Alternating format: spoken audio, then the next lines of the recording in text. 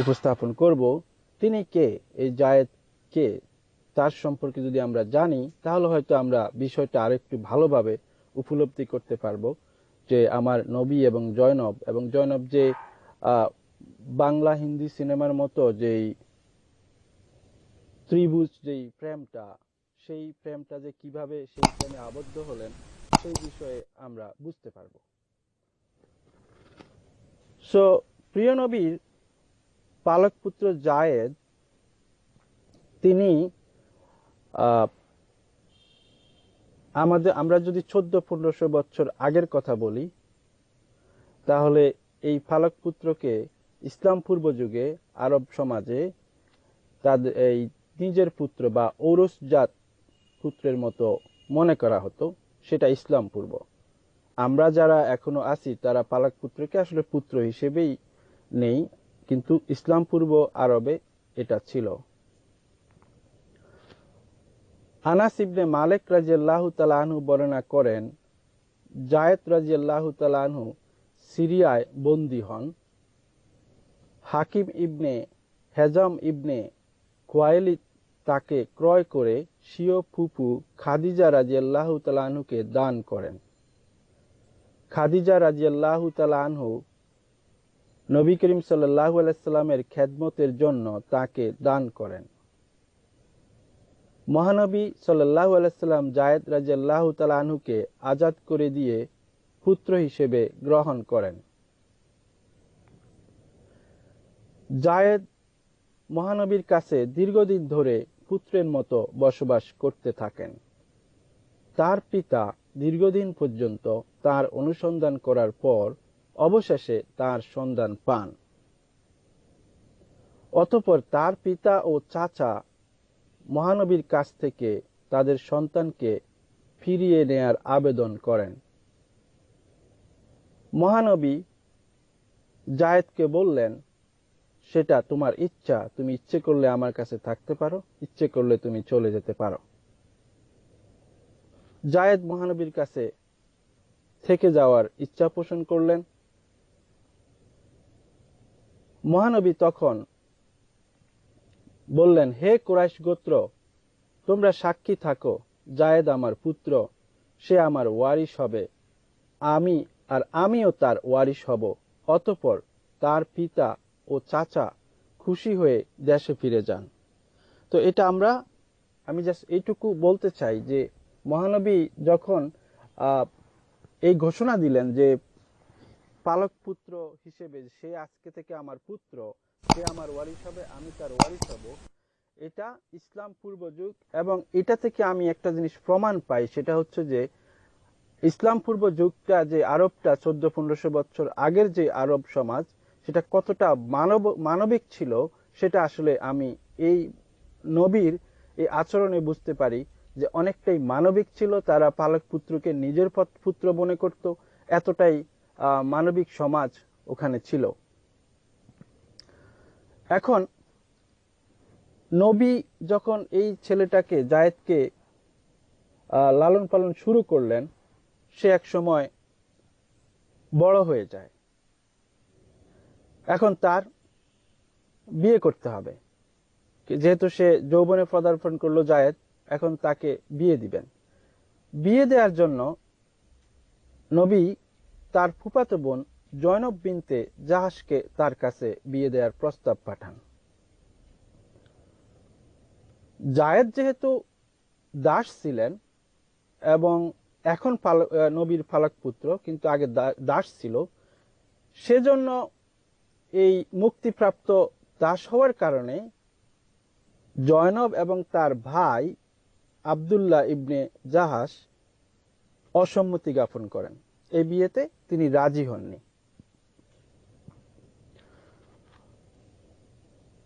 এবং জয়নব এবং আব্দুল্লাহ তার ভাই আব্দুল্লাহ ইবনে জাহাস, তারা বলে যে আমরা অনেক একটু উচ্চ মর্যাদা, যেহেতু তারা কুরাইশ বংশের এবং জায়েদ ছিল একজন মুক্তপ্রাপ্ত দাস, সেজন্য আসলে জয়নব রাজি হয়নি। রাজি না হওয়ার কারণে এখানে আল্লাহ যেহেতু নবীর একমাত্র ক্ষমতাধর ব্যক্তি চরিত্র হচ্ছে আল্লাহ, তখন নবী নিজেই আল্লাহ হয়ে যান। আল্লাহ আল্লাহ আল্লাহ যে ওহী নাজিল করান, একটা ওহী নাজিল করালো তখন। আম, আমি একজন আলেমের মুখ থেকেই সেই ওহীটার বিষয়ে আপনাদেরকে জানাতে চাই। সেই ওহীটা যেহেতু আমি যদি এখন বলি তাহলে হয়তো আপনারা বলবেন যে আমি হয়তো ভুল অনুবাদ করতেছি, এমনও হতে পারে। বিশ্বনবীর সাথে বিবাহের কাজটা সম্পূর্ণ করতে হবে। এটা যদি আমার বউ হইতো, প্রথম শুরু করতে মৌলানাগিরির বাইরে করে না, মাইয়া নিয়ে কুতুবগিরি দেওয়া না, মাইয়া আমি পারছি, বুড়া বেটার কাছে বিয়ে দেওয়া নেবে কেন? কথা কর না কেন? আবু বকরের বিবি কি করলেন আপনি? কি আসমার কয় এদের সাথে আয়সা প্রথম বলে, মা তোমরা রাজি থাকলে আমি রাজি নাই, লিখ দিয়া। কি বললি তুই? এটা যেন তোর বাপ না শোনে, খবরদার, তোর বাপ তোর মাইরে ফেলবো, একখানে মাইরে ফেলবো। মা মাইরে ফেলুক আর যাই করুক, আমি একদিক, তোর কপাল খুলে গেছে মা। হে লোপা, তুই হাদিস খান পড়ে দেখ না, পর তারপর আমার নবীরে নবী খো। হ্যাঁ বেঈমান, হ্যাঁ শিক্ষিত শয়তান, আগে হাদিস পড়, তারপরে নবীর বাজে মন্তব্য কর। ইন্নাকা লাআলা খুলুকিন আযীম, যার চরিত্রের সাথে পৃথিবীর কোন নেতার চরিত্র মিলবে না, ঠিক না ঠিক? যে নবীর চরিত্রে কলঙ্ক দিবি, গালের জল ফাটায় ফেলবো। আগে দেখ কোরআন হাদিসে নবীর কি বলছেন না। তখন আয়েশারে ডাক দিছে, মা, ও মা, তোর কপাল খুলে গেছে। কি বাবা? মারে, অবশ্যই তোর একটা অবশ্যই অবস্থা খারাপ ছিল না, তোর ভালো হয়ে গেছে। কেমনে? কারণ মা, তোর সাথে নবীর সাথে বিয়ে হইব। আয়েশা প্রথম হাদিসে এক রাওয়ায়াত আসছে, আয়েশা প্রথম রাজি না, কিন্তু অন্তরে খবর কে জানে? এই যে জায়নাবের সাথে জায়েদ কিন্তু রাজি হয়, জায়েদের সাথে জায়নাব রাজি হয় নাই। কিন্তু কোরআন শরীফে ফালাম্মা ক্বাযা যায়দুম মিনহা, এই আয়াতের শুরুতে দেখেন, وما كان لمؤمن ولا مؤمنة إذا قضى الله ورسوله أمرا أن يكون لهم الخيارة من أمرهم ومن يعص الله ورسوله فقد ضل ضلالا مبينا। সুবহানাল্লাহ। গলাটা চিল্লাইতে চিল্লাইতে সাইন হয়ে গেছে। বাবা রাগ করেন না বাবা জান, এখানে জায়নাবের কথা ডাইরেক্ট আল্লাহ হিট করছে।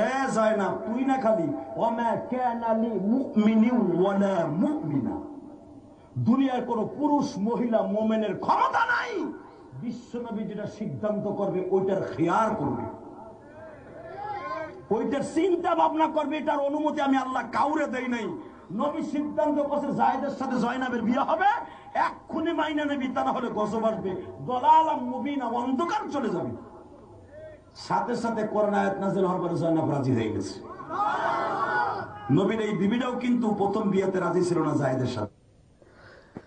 তো আমি জাস্ট আপনাদেরকে এই জন্যই শোনালাম যে আমি এখন কোরআনের আয়াতটা আপনাদের সামনে নিজেই অনুবাদটা বলে দিব।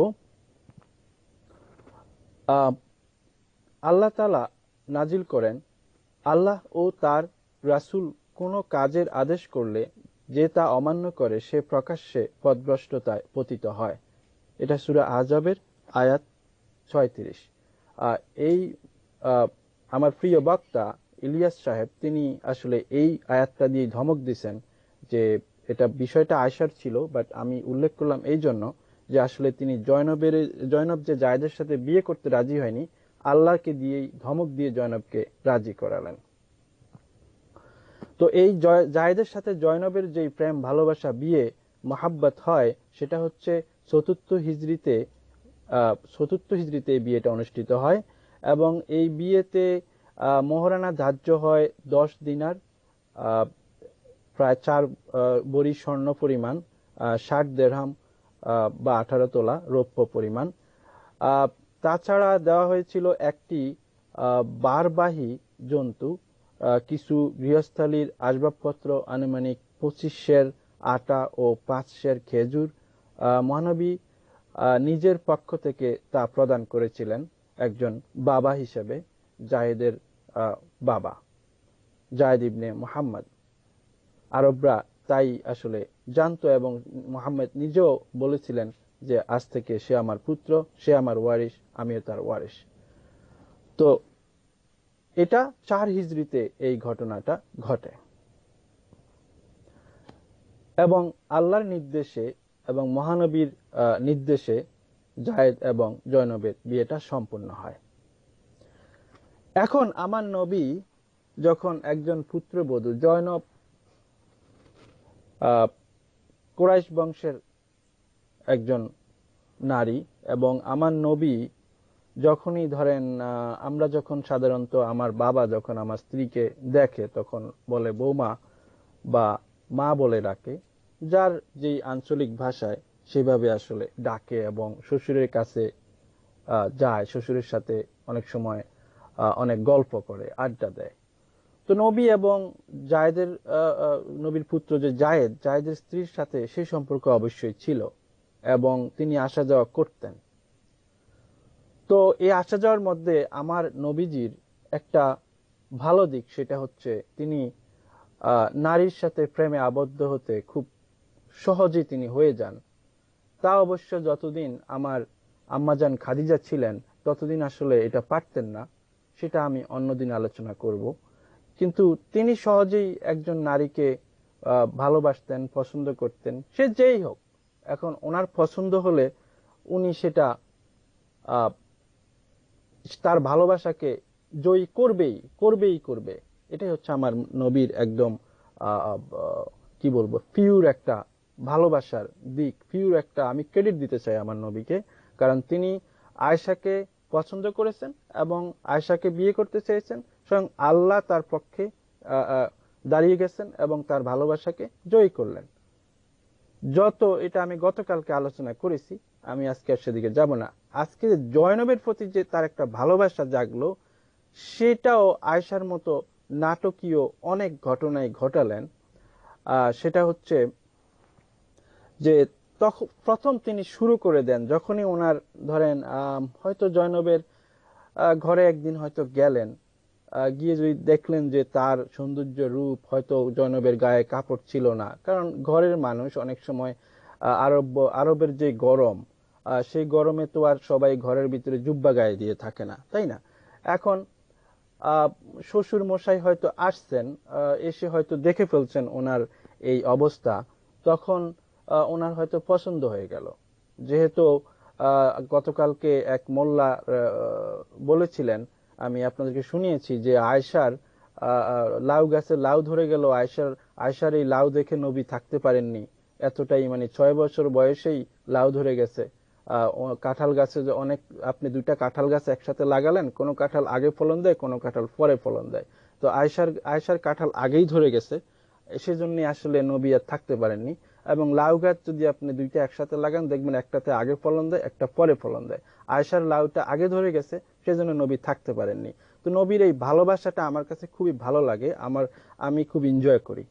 আমি আসলে আগে বাংলা সিনেমা দেখতাম, এখন আর বাংলা সিনেমা দেখি না, কারণ আমি আমার নবীর ভালোবাসাগুলি যখন আমি আপনাদের সামনে বর্ণনা করতে আসি, তখনই আমার বাংলা সিনেমার মতোই মজা লাগে। সেই জন্য আসলে আমি আপনাদের সামনে আসি, চিন্তা করছি যে নবীর প্রত্যেকটি স্ত্রী নিয়ে আমি আলোচনা করব।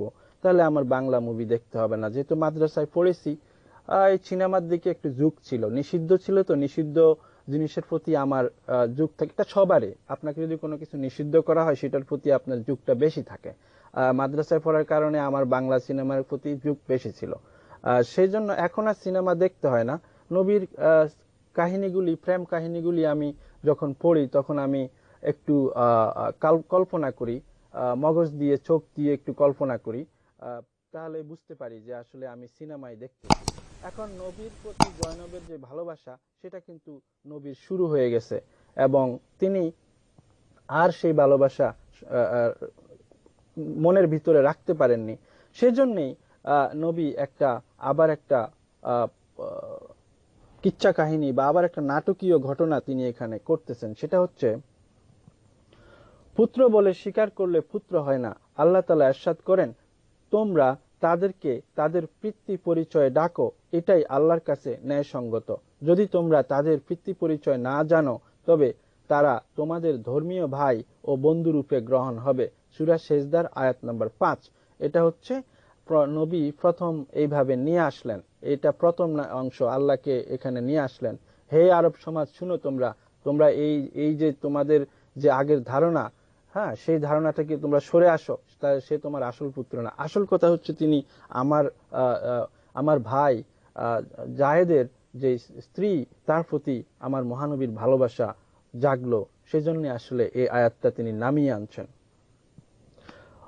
আমার প্রিয় নবী বলেছেন, যে ব্যক্তি কাউকে স্বীয় পিতা ছাড়া অন্যের বলে ডাকে, তার জন্য বেহেশত হারাম।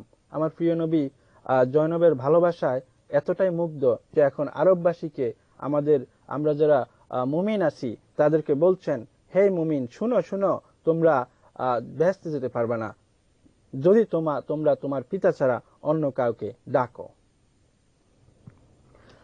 আবু জর গিফারি রাদিয়াল্লাহু তাআলা আনহু থেকে বর্ণিত, তিনি রাসূলুল্লাহ সাল্লাল্লাহু আলাইহি সাল্লামকে বলতে শুনেছেন, কাউকে স্বীয় পিতা ছাড়া অন্যের বলে ডাকা জায়েজ নয়। যে ব্যক্তি জেনে বুঝে ডাকলো, সে কুফরি করলো। এখন মুমিন ভাই, আপনাকে যদি কেউ লালন পালন করে থাকে, আপনি যদি আপনার বাবা মৃত্যুর পরে, বা আপনি একটা গরিব ঘরে জন্ম নিলেন, যদি কেউ আপনাকে পালক নেয়, আপনি তাকে বাবা ডাকবেন না। বাবা ডাকবেন না। আপনি যদি বাবা ডাকেন, কুফরি করলেন। যদি আপনি জানেন, আপনার বাবার পরিচয় জানেন, তাহলে আপনি আজ থেকে বন্ধ করে দেন। কারণ আমার নবীর ভালোবাসা জয়নবের প্রতি পড়ে গেল। এখন এছাড়া আর কোনো উপায় নাই। জয়নবকে যদি নবীর ভালোবাসা যদি বৈধ করতে হয়, তাহলে আপনি অন্তত এই কাজটা করেন, আপনার বাবাকে বাবা ডাকেন। পালক পিতাকে, যে আপনাকে পালক আনলো, তাকে বাবা ডাকবেন না। আমার নবীকে একটু সাহায্য করেন। এই যে মানবিক যেই আরব অঞ্চলটা 1400-1500 বছর আগে ইসলাম পূর্ব যে এতটাই মানবিক ছিল, সেটা নবী নিজেও মানবিক ছিল। যে জায়েদকে পুত্র হিসাবে ঘোষণা দিল, হে কুরাইশগণ, হে গোত্র, তোমরা শুনো, আজ থেকে জায়েদ আমার পুত্র এবং আমি তার ওয়ারিস, সে আমার ওয়ারিস।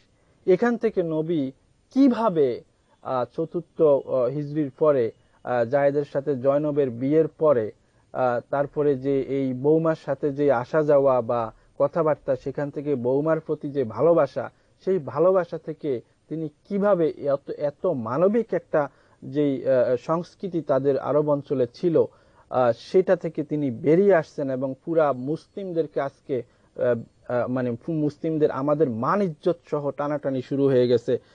আসলে এটা আমি খুব লজ্জা বোধ করি যে বৌমার প্রতি ভালোবাসা, সেই ভালোবাসা থেকে এত বড় একটা মানবিক কাজ থেকে আমরা দূরে থাকি, এত বড় একটা মানবিক কাজ আমরা করতে পারি না। আমার বন্ধু আছেন, তিনি একজন ছেলেকে পালক পুত্র হিসেবে নিয়ে আসছেন। সেও আসলে মাঝে মাঝে দ্বিধা দ্বন্দ্বে ভুগে, সে কি করবে। আমি বলেছি তাকে, তুমি তো 5 ওয়াক্ত নামাজ পড়ো না, তাহলে এত চিন্তা কেন? সে তোমার সন্তান, সে তো তুমি তার পিতা, এইভাবেই থাকো। অথচ আল্লাহ বলছে, আমার বন্ধুটি কুফরি করতেছেন, আমার বন্ধুটি কাফের হয়ে গেছে, আমার বন্ধুটি মুরতাদ হয়ে গেছে। কারণ সে তার পালক পুত্রের পিতার যা খবর জেনে শুনেই সে তাকে নিজের ছেলে হিসাবে নিয়ে নিজের পরিচয় প্রদান করেছেন।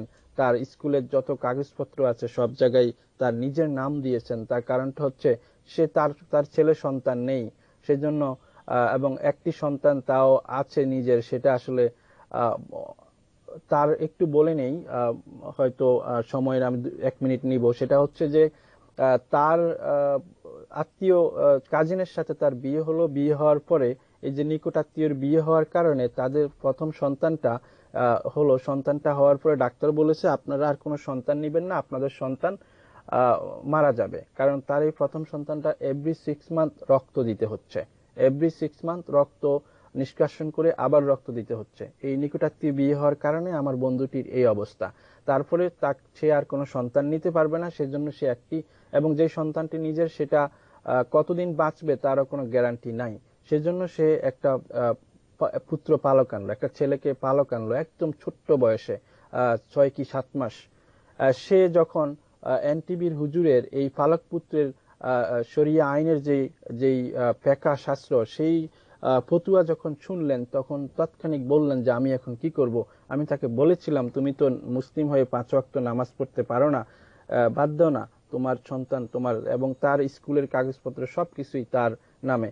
অথচ আমার বন্ধুটি নাকি কুফরি করলো, এই নবী সেটাই বলছেন। একমাত্র তার জয়নবের ভালোবাসাকে সাকসেস করার জন্য, যে ত্রিভুজ ভালোবাসা, জায়েদ এবং মোহাম্মদ, এই তাদের তিনজনের ভালোবাসাকে, এই ছবিটাকে সাকসেস করার জন্য, এই ছায়াছবিকে আমাদের সামনে তুলে ধরার জন্য, মুসলিম উম্মার সামনে তুলে ধরার জন্য এই নাটকটা করলেন। তো এখন এই যে আরবের যেই 1400-1500 বছর আগে যে কারো পুত্রকে পোষ্যপুত্র রূপে গ্রহণ করত, তাহলে এই পোষ্যপুত্র তার প্রকৃত পুত্র বলে গণ্য হতো। এই পোষ্যপুত্র সব ক্ষেত্রে প্রকৃত পুত্রের মর্যাদা ভুক্ত হতো। তারা প্রকৃত সন্তানের মতো সম্পদের অংশীদার হতো, এবং বংশ ও রক্ত সম্পর্কের ভিত্তিতে যেসব নারীর সঙ্গে বিয়ে শাদী হারাম, এই পোষ্যপুত্রের সম্পর্কের ক্ষেত্রেও এরূপ মনে করা হতো।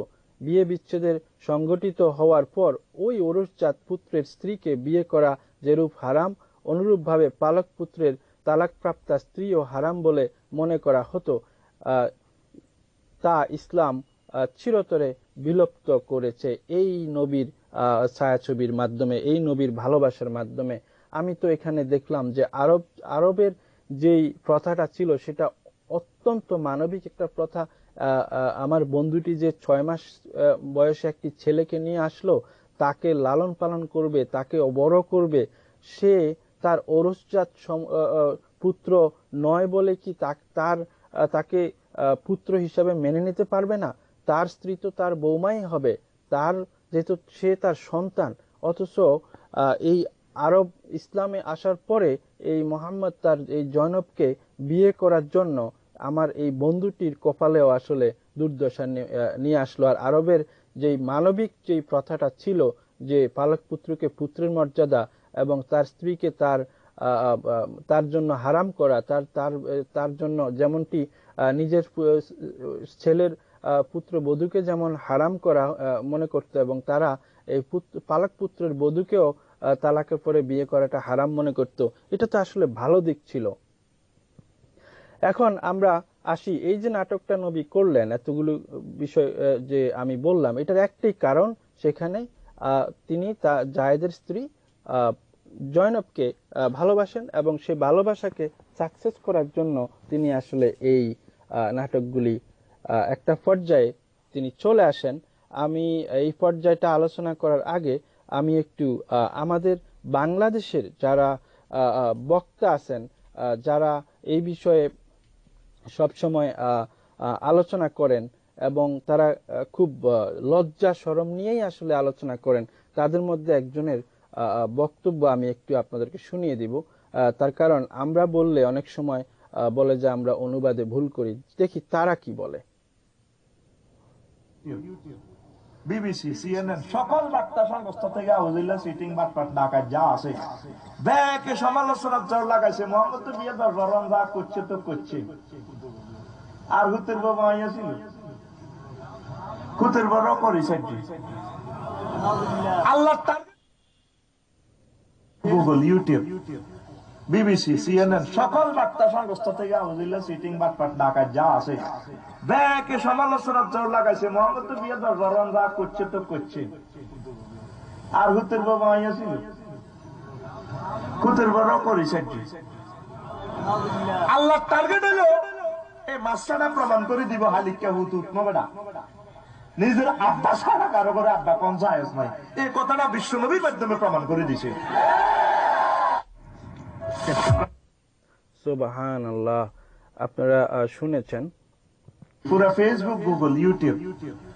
বিবিসি, সিএনএন সকল বার্তা সংস্থা থেকে আউজিল্লা সিটিং বাটপাট ডাকাত যা আছে ব্যাকে সমালোচনার জোর লাগাইছে। মোহাম্মদ তো বিয়ে 10 বার যা করছে তো করছে, আর হুতের বাবা আইয়া ছিল।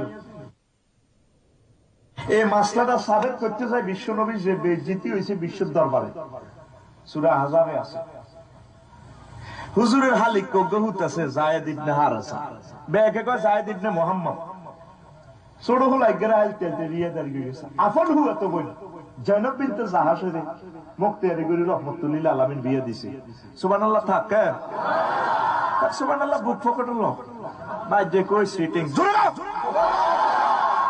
কুরাইশ বংশের মাইয়া, যেই বংশ থেকে বিশ্ব নবী আল্লাহ সিলেক্ট করছে, বিশ্ব নবী মুক্তিয়া, বিশ্ব নবীর হালিক কেমন বিয়ে দিয়ে এলেছে।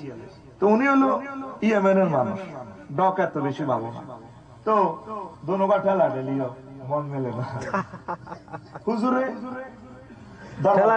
আবার মিলে যায়, হুজুরের আপন হুয়া তো বই, হুজুর তো মুক্তিয়ার, আবার হুজুরেরও আলিকা হুতের বউ।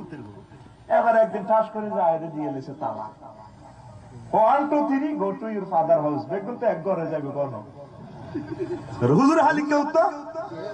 এবার আম্মাজি কান্দে কান্দি হুজুরের কাছে নালিশ দিল, হুজুর বিয়ে তো আমনে দিলে নাই, আপনার আপন হতো বই। তামাম জগতে আল্লাহ তো আপনার সম্মানই করছে, আপনার আলিককে হতে এই ঘটনা কি করলো? বোন তুমি কান্দিও না, আল্লাহ তোমার একটা সুজন ভাই, জ্যাক ভাই, রাজু ভাই, নিলয় রাজ, থ্যাংক ইউ। আরে বেটা সেলফ লাগাই, নতুন সেলফ লাগাই ঠাস করিয়া স্টার্ট লইবি বেটা, বল নাই শৈল তোর কভারিয়া করিম বেটা, জোরে কা খালি গেজাইতে আছি বেটা 40 মিনিট ঠাস ঠাস করি তোগোটা তোরা আওয়াজ করবি, আর টাই করি তোগো কন্দি কন্দি সুবহানাল্লাহ নো সবকা ইয়েস তোরাই ফিডে দিডি, আর টাই করি তোর আওয়াজ আই করন লাগবো কিলে বেটা মাইজলামি করস। কিতা কইছিলি? হ্যাঁ 3 বার কইম মেজাজ খারাপ কইবি। তখন আম্মাজি কানতে কানতে আবার চলিয়ে এসে, কারণ হুজুরের কথা এত আইন মুস্তাজাবুদ দাওয়া। এবার আম্মাজি কিছুদিন পর স্বপ্ন দেয় ওনার বিয়ে আসমানে হইতে আছে, হুজুরের কাছে আসি বেইনে কবজর একটা স্বপ্ন দেখছি, দেখলাম আর বিয়ে আসমানে ফেরেশতারা ওড়ার। হুজুর কয় একটু আগে জিবরিল আমি নাই আর এই ঘটনা কইছে, তোর বিয়ে আল্লাহ হইব। আল্লাহু আকবার, আল্লাহু আকবার। আপন হইতো জাইনাব বিনতে জাহাস, আমাদের কলিজার টুকরা আম্মা, মাথার তাজ আমাদের বিয়ে করে এলেছে। পুরো Facebook, Google, YouTube, BBC, CNN সকল বার্তা সংস্থা থেকে আউজিল্লা সিটিং বাটপাট ডাকাত যা আছে ব্যাকে সমালোচনার জোর লাগাইছে। মোহাম্মদ তো বিয়ে 10 বার যা করছে তো করছে, আর হুতের বাবা আইয়া ছিল, হুতের বাবা করেছে। আল্লাহ টার্গেট হলো এই মাসটা প্রমাণ করে দিব হালিকা হুতু উপস্থাপন করব তিনি কে, এই জায়েদ কে, তার সম্পর্কে যদি আমরা জানি তাহলে হয়তো আমরা বিষয়টা আরেকটু ভালোভাবে উপলব্ধি করতে পারবো যে আমার নবী এবং জয়নব যে বাংলা হিন্দি সিনেমার মতো যেই ত্রিভুজ যেই প্রেমটা, সেই প্রেমটা যে কিভাবে সেই প্রেমে আবদ্ধ হলেন সেই বিষয়ে আমরা বুঝতে পারবো। সো প্রিয় নবীর